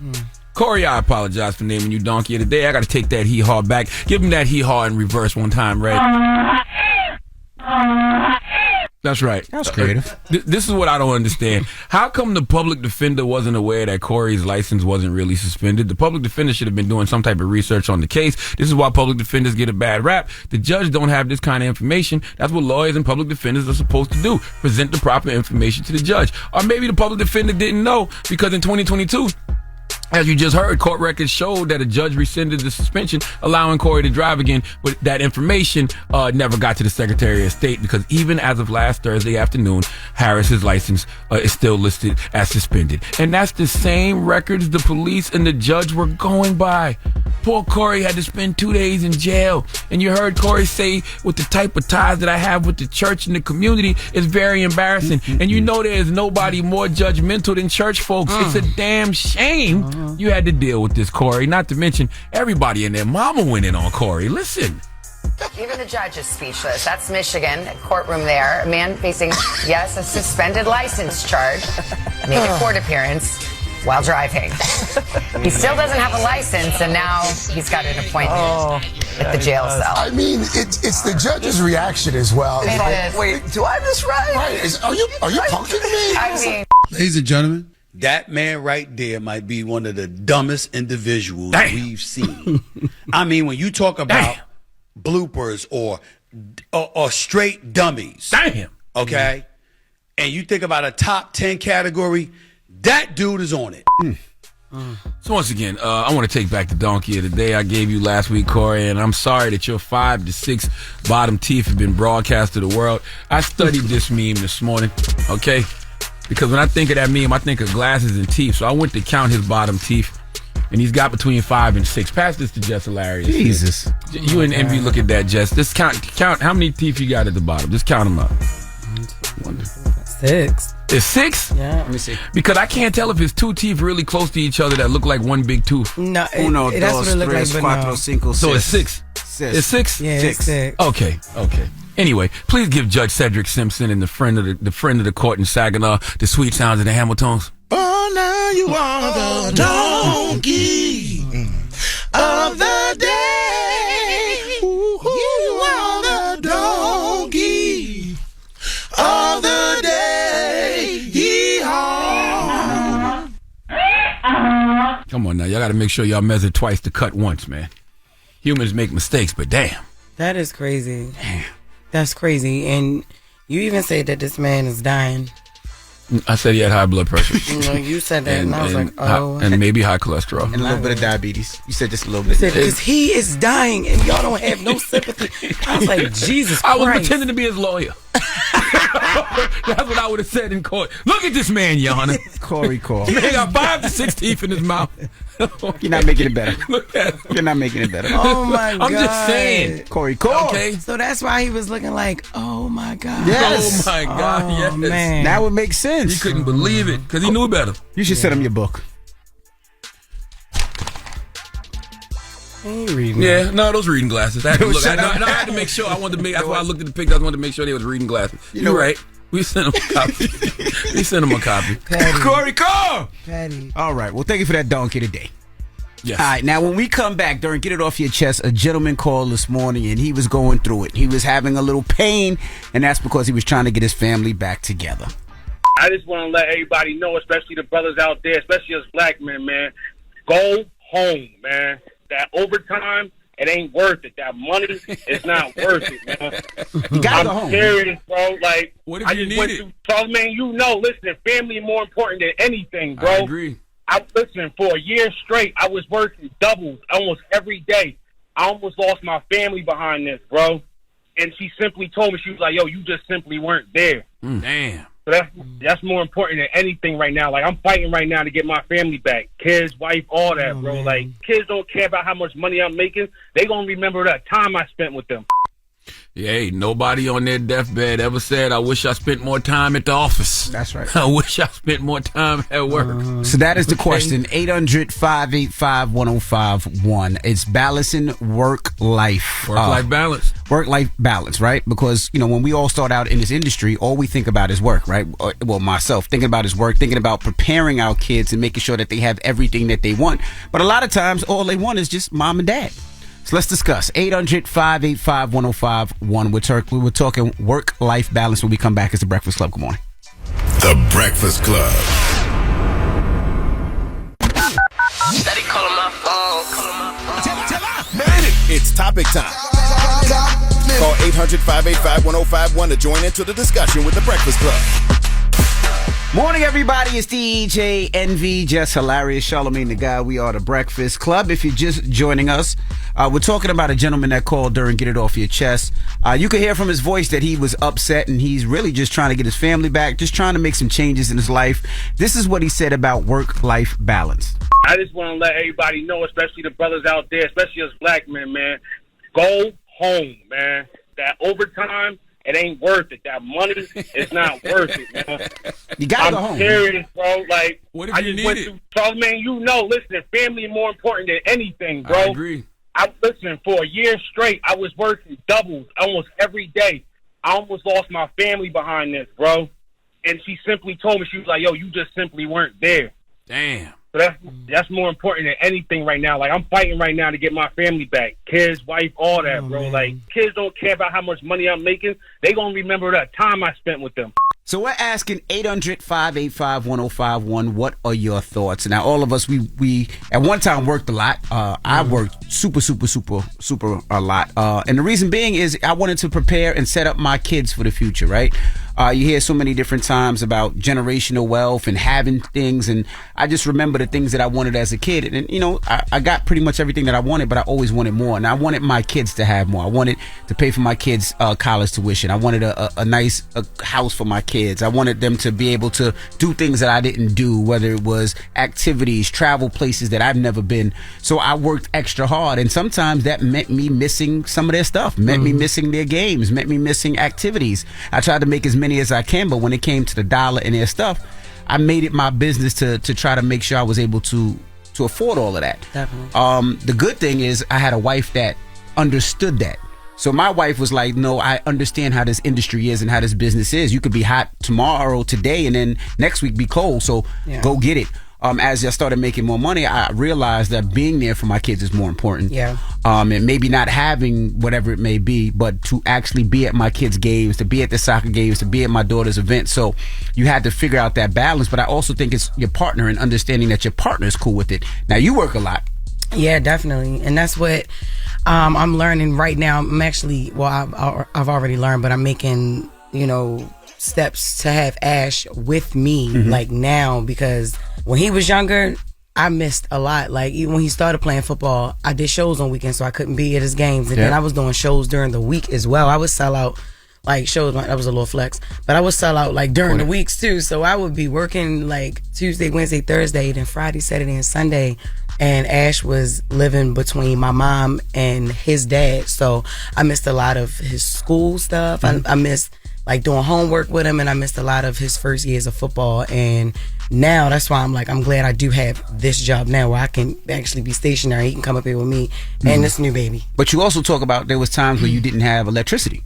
Yeah. So you never want to go back to that point. Yeah, you know what I mean? So you make sure like, nah, I'm going to get it now, so we never back there. You know? Right. And that was the whole point, because I was the one paying for football. I was the one paying for school uniforms and paying my mom, to be in it, because she already raised her kids, you know what I mean? So, that's what I was doing. I was providing. But like you said, the older you get, the more you realize you're like, damn, like it's the time, because I can't even rewind those years. I wish I did have with him, So. Charlamagne? Well, yeah, I mean, listen, balance, it's not something you find. It's something that you create, And I remember seeing this old quote a long time ago, and it was like, don't be so busy, making a living that you forget to make a life. Right. So, I've always put my family first before all things, you know. And Not all the time though. In the beginning, you slept at the station before. You but my family wasn't up here, so I guess that would be the time I was making those sacrifices because my wife. I only had one daughter then, and my now wife wasn't up here. They were in South Carolina. So yes, that was a year of sacrifice. If you're talking about those years, like those years, I definitely was living up here in New York by myself. You know, before I really truly had a family the way I do now. It's like that was the sacrifice. But you know, I try not to put my work before my family simply because, I want to have a real life. You know? You don't get that time back. You don't get that time back, and I thank God that I'm in the position now to where I'm not needed to be able to make a living. But I have entities set up to where my personal presence is not needed to make things happen. But also, you know, like you just said, behind the scenes, like the way inflation is, people gotta work. Like we were just talking about McDonald's. Listen, I just looked this up. This is so crazy. It's this Instagram page I like called Wealth, man, and they posted the price. I'm sorry if we're going off on a little tangent, but they posted how much McDonald's meals cost now compared to 1994. Now, if you was born in 1978 like us, you know that the 2 cheeseburger meal used to be $2.99. In South Carolina, it was $3.14 with tax. It was $3.24 here in New York with tax. Yep. It's $9.19 now. How? I remember it was $4.23. So that's crazy. Whoever, one of y'all, I don't know if it's Trump or Biden. One of y'all got to get up there and say, you know what, we got to get the price of McDonald's down. We got to fix this. Okay. If Trump come out there right now and say, you know what, we got to get Biden out of office because the price of McDonald's too damn high. That's another one.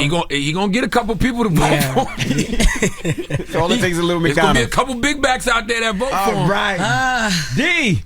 Nobody ever caters to the big back vote.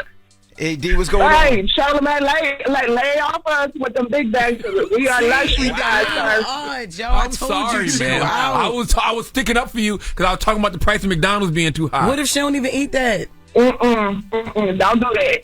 But what my comment on the subject is how the cost of living is and how inflation is got everything crazy. It's kind of hard not to work like crazy. Yeah. But you know, they always say that if you don't raise your kids, the streets will. So it got to be a balance somewhere, you know. I mean, I get that, but this is why I don't have children because how everything is, I can't afford them. Right. Yeah. Well, thank you, Mama. Now, is that the only reason you don't have children, man? Okay. I'm just asking. Stop it. Hello. Stop Why'd you hang up? I want to talk to you. Hello. Hello. Who's this? This is Carrie. Carrie from Miami. Hi, Andy. Hey, Carrie. We're talking work-life balance. What's your thoughts? Well, first, a pleasant good morning to you, Jess, and Charlamagne. Charlamagne, my love. Good morning, man. Good morning. And just so you know, NB, I'm heading to work, and I'm bitter. You need to have a balance. You really do. But it's not easy. I mean, who's going to pay the bills? Who's going to pay for the $10.99 orange juice? Yeah, that's right. You have to work. That's right. It's not, you can do. You have to work. I have 4 kids. Always they talk about the places we've been and the places we're not going anymore. But, you know, it takes more to live now. So I feel like the kids should be a little bit more understanding and the men need to step up a little bit more too, you know? Shoot, the kids might need to get a job. I was ready to say. The kids might need to get They do. Charlamagne, my 2, you know, we are Jamaican household. My 2 older kids, they do have jobs. And as I'm saying, they have jobs. I work like a dog all the time and we still, you know, trying to make things go. When Jamaicans are saying that we need work-life balance, you know America is no longer the country we once was. We used to be a proper country. Okay, when Jamaicans are saying there's too much work going on, Lord have mercy. 800-585-1051. Lord have mercy. We're talking work-life balance. Let's discuss. It's The Breakfast Club. Good morning. The Breakfast Club.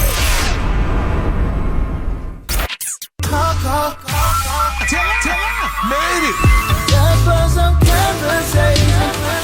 If y'all talking about it, you know we talking about it. It's topic time. Call 800-585-1051 to join into the discussion with The Breakfast Club. Morning, everybody. It's DJ NV, Jess Hilarious, Charlamagne the Guy. We are The Breakfast Club. If you're just joining us, we're talking work-life balance, all right? A guy called in this morning, and he was going through it. He was saying his wife and his kids were upset he wasn't there because he was working too much. This is what he said. I just want to let everybody know, especially the brothers out there, especially us black men, man, go home, man. Family is more important than anything, bro. I agree. Listen, for a year straight, I was working doubles almost every day. I almost lost my family behind this, bro. And she simply told me, she was like, yo, you just simply weren't there.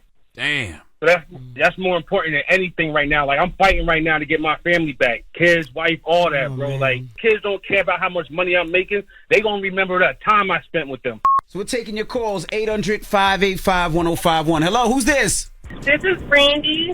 Hey, Randy, good morning. Talk to us. What's your thoughts? Good morning. So my thoughts on the work-life balance is pretty much, I just want to let other women know that there are avenues that we can reach out to and negotiate work-life balance before we even take a job. So even though we're a number to a lot of companies, we can still be an effective number as single moms or as working moms or even single fathers.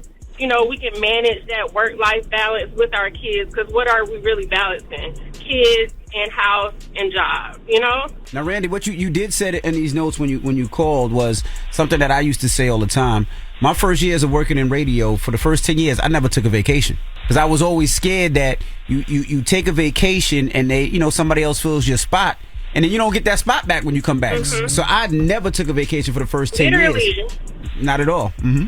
Literally, so like my cousins, we actually have a trip booked in 2 weeks, and then so like I'm really deciding on, should I go on a trip or should I keep my job? Damn. And then at the same time, I come back to work and the job is kind of hitting me with like a bunch of bull crap, and I'm really right now don't know if I'm going to be terminated or keep my job. But at the same time, it's just like I pray for peace.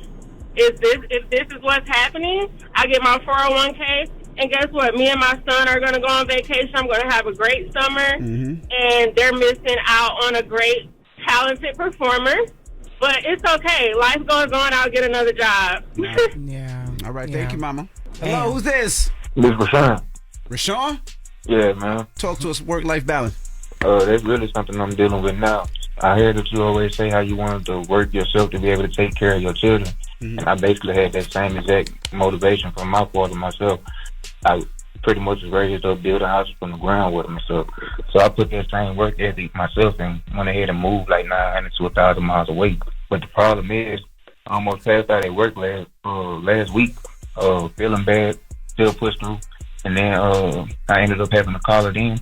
And I ended up finding out about some health problems like a lung lesion and a tumor in my head. It was not nothing serious, but it was still a big concern. So when I run that information back to my father, he already knows that we're workers and we handle business and stuff. So we just had a real heart-to-heart conversation, and he just started bawling because, it's a real concern and stuff like that. But I'm only 23, man. I just started doing that. I'm trying to keep doing, but, right. I don't know what to do. Nobody on their deathbed ever said, I wish I spent more time at work, my brother. So take some time for yourself, man. Absolutely. Yeah. And thank you, brother. This thing, though, like, I come from a hole in the wall, El Dorado, Arkansas, or Junction City, Arkansas. Same time as Dan Gabriel going to the Cup this year. He's bringing it home.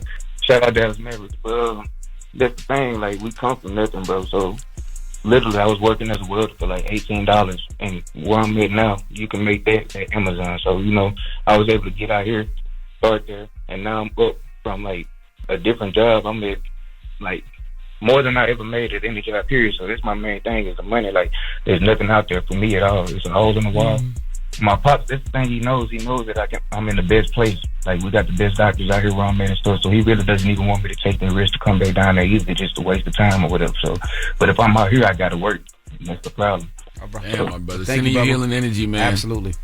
That's what I'm saying, man. Trump and Biden, all these governors and senators, they all running on the wrong things. Work-life balance is something that they should be speaking to. Yeah. Because most folks can't see past their bills, and nobody wants to work 2 and 3 jobs to pay their bills. Okay, y'all need to be speaking about, how we can provide financial relief for people. When I say y'all, I'm talking about these elected officials or people running for office. Y'all need to be speaking about how we can provide financial relief for people, because all humans want to be is financially secure and safe. Right. That's it. Whoever Whoever can make that happen will win elections for years to come. But you know, the problem is, how do we lower all these prices when you're talking? I mean, you just said McDonald's is like damn near $9-10 for the number 2 People got to meal. stop being greedy. You know what I mean? People have to stop being greedy. Yes, we are in a capitalist society. We all have to be capitalists in order to make it. But stop being greedy. But when you're talking about medicine is so expensive, when you're talking about and McDonald's, why is it Stop the bread price that expensive? Is the beef that expensive? You know what I mean? The prices aren't. You like cheap beef? See? And even when it comes to like grocery shopping, you like your meat cheap? Even when it comes to, we cannot be serious for more than 10 damn minutes. Not at all. When it comes to grocery shopping, like, you know, I see a lot of memes and say a lot of people say, yo, it's cheaper to go grocery shopping and cook every night. No, it's not. It ain't cheap neither. No, it is You know not. what I'm saying? No, it's not. Well, if McDonald's is $9, it is. It's still not. $9 for McDonald's? Bro, you know how much whiting costs right now at the grocery store? Crazy. Let me see how much whiting costs per pound. It's like $9, probably more than that. Hold on. Whiting per pound. $15.99, man. But at least with $15.99, you could how much is a pound? You probably get pound. 4 pieces, 5 pieces. I don't know. See, you get 4 pieces of filet in a pound. 4 pieces. Yeah, 4 pieces. At least you got 4 pieces. What if you got a family of 5? What if you got a family of 6? Well, if you went to McDonald's, you'd have to get 4 of them number 2 meals. This nigga love McDonald's. He love McDonald's. No, you. They talking about you. He's the one that said McDonald's. It'd be like his meat cheap, Jess. Oh my You See, know you this. can't take nothing serious. He like his meat cheap. How you like your meat? Oh my God. Expensive. I like expensive meat. Okay. Okay. And my meat is expensive. Okay. All right. God. All right. $69 a pound. $69. You want to You buy? like it just to melt in your mouth, huh? That's what you like. All right. Happy Pride Month to everybody out there. Exactly. What's the moral of the story? Is We there a just moral? did the moral. Oh, all Yes. Yeah. right. All right. Well, we got Jess With The Mess coming up. What we talk about? Speaking of Pride Month, Adele blasted a fan who yelled out some crazy things about Pride at her show. All right. We'll get to that next. It's the Breakfast Club. Good morning. News is real. Whether it's Jess Hilarious, Jessica Robin Moore, just don't do no lies. Don't do no lies. She don't spare nobody. Worldwide Jess, worldwide mess. On the Breakfast Club. She's a culture shift. She was able to get y'all to see something and understand something that nobody could get you to see. It's time to set it off. So, Matt Barnes criticized the Indiana Fever team. Caitlin Clark has been getting tested by other players since she joined the WNBA. In a recent game against the Chicago Sky, a player named Kennedy Carter charged Caitlin for no reason. It was originally a foul, but yesterday the WNBA elevated it to a flagrant 1 violation. So, because y'all know this better than I do, I had to actually look up the definition of it. So flagrant foul, penalty 1, unnecessary contact committed by a player against an opponent. Following that incident, Matt Barnes posted a video to Instagram sharing his thoughts. That's what he said. Caitlin Clark says she got cheap shotted against the Sky. I mean, throughout the season, she's been getting beat up. Hard screens, elbows, knocked down. It is what it is. She's not the first. She won't be the last. My issue and my question is, where the are her teammates at? Where y'all at? Where the rest of the Indiana Fever at? I've seen a couple girls smirk when she's got knocked down, half-assed to pick her up. Like, y'all supposed to protect the asset, protect the star. I was someone who protected the stars. You Kobe, CP, Blake, list goes on. It's going to be a problem because you guys are supposed to be a family. And you wonder why you sit at the bottom of the league right now is because y'all don't protect each other, man. Coach don't do about it. Players don't do about it. Y'all should be ashamed of it. But the rest of the league is going to continue to test her.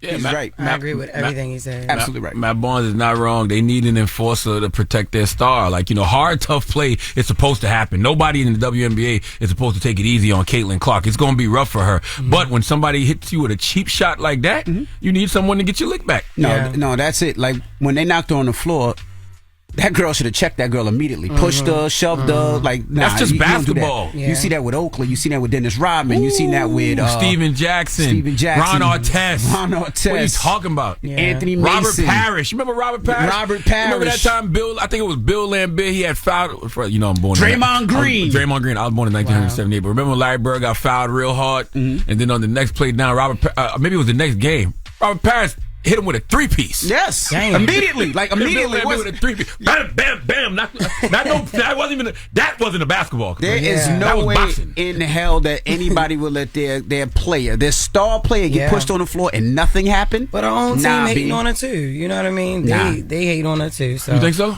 Yeah, her own team. They be like not doing nothing purposely. Like, cause what you mean? Wasn't it a comment made like that she only shoot 3-pointers. She only good for threes or something like that. Yeah, threes. Like that's not a compliment. Like you hating on that. Yeah, that's just hate. And then even that was super hate. Yeah, that was hate. Because it's like she's the number one scorer ever in college basketball history. Goofy. D1 All you history. do is threes. Like, and then even I thought about that because when she got knocked to the ground, Angel Reese jumped up and started clapping. I'm like, Angel, they just put you in the cripple across face last week. I'm talking about like damn near decapitated you. Somebody's supposed to come handle your business too. Right. But one thing about Angel, she take that, she eat all that. Yep. She don't care. Like that attitude is different. Y'all keep it up. You heard Caitlin Clark, you heard Angel Reese. Y'all gonna be back on JetBlue. Absolutely. Spirit. We're gonna be back on Spirit. Right. Even Ain't gonna be no more charter flights. They're gonna be back on Spirit. Y'all just keep it up. Keep it up, ladies. Slow hate nasty. All right, Ukrainian model threatens to sue Cannes Film Festival. So, Ukrainian model, the model named Sawa Pontiska shared a video to her TikTok to share her plans of suing Cannes. She's basically looking for a lawyer after being basically assaulted by the same security guard that we seen get into it with Kelly Rowland, the pop star Yuna, and another actress. I will sue the Cannes Film Festival. Actors, producers, and people of film industry, I need your help. I always dreamed into getting of Cannes Film Festival, but then I was shocked about rudeness and unreasonable use of physical force, which I experienced on the red carpet with other international stars. We need a serious lawyer who will help to sue the organizers of Cannes Film Festival, because they allowed the guards to use the physical force on the red carpet guests. Lawyers who already had a similar experience and cases and who will not be afraid of high-profile case.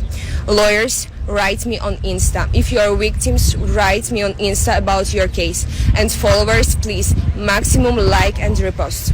Yo, where's these people's security? Yo, I have no idea. That's crazy. I think they probably got their own setup, where you don't need your own, I guess, there. Or I guess they probably don't allow it there. But the thing is, this video, did y'all see that? This girl actually was wrestling. They grabbed her and everything. And it's the same lady that had the hand up in front of Kelly, Yuna, and this other actress or whatever. So, but this girl is suing. She actually was like, the girl fell. She picked her back up. Like she was like bear hugging this girl. So basically, what you're saying is you need an enforcer to walk the red carpet at Cannes Film against Festival. their security. Yes. Damn. Yep. That's really, really sad. So.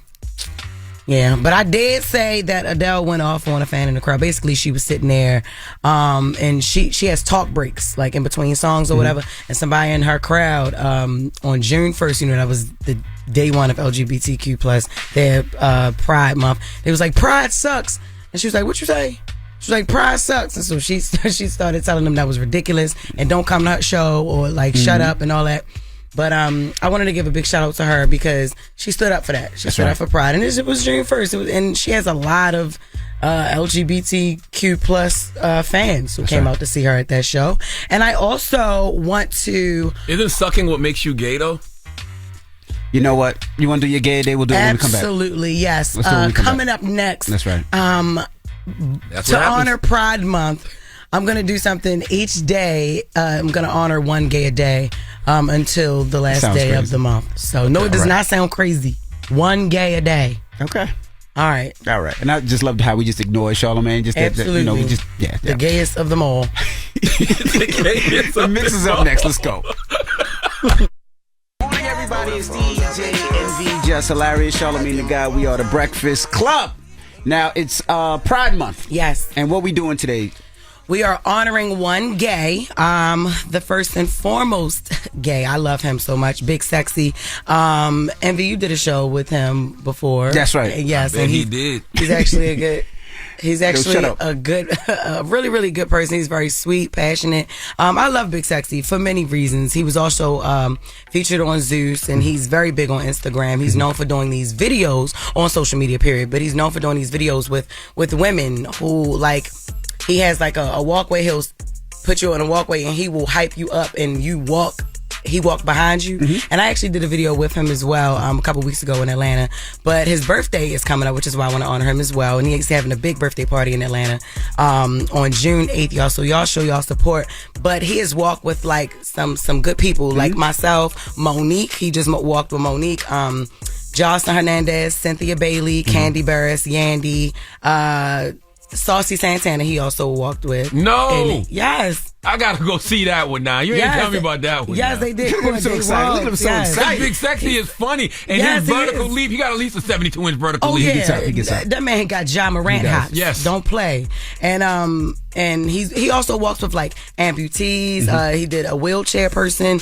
He walked with a little woman. Like his goal is to make women feel beautiful. Like it don't matter who you are, how you look, whatever, he makes you feel good. So he's definitely good in that lane for confidence boosting. And I stuff, need to go see him and Saucy in that crosswalk because I know that crosswalk wasn't big enough. You stupid. Excuse me. Stupid. Huh? It was a wider street. Oh. It wasn't the regular one that they always do. Jesus Christ. They was on the highway. They crossed out. Listen, stop playing with him. I'm not playing with you, yo. See?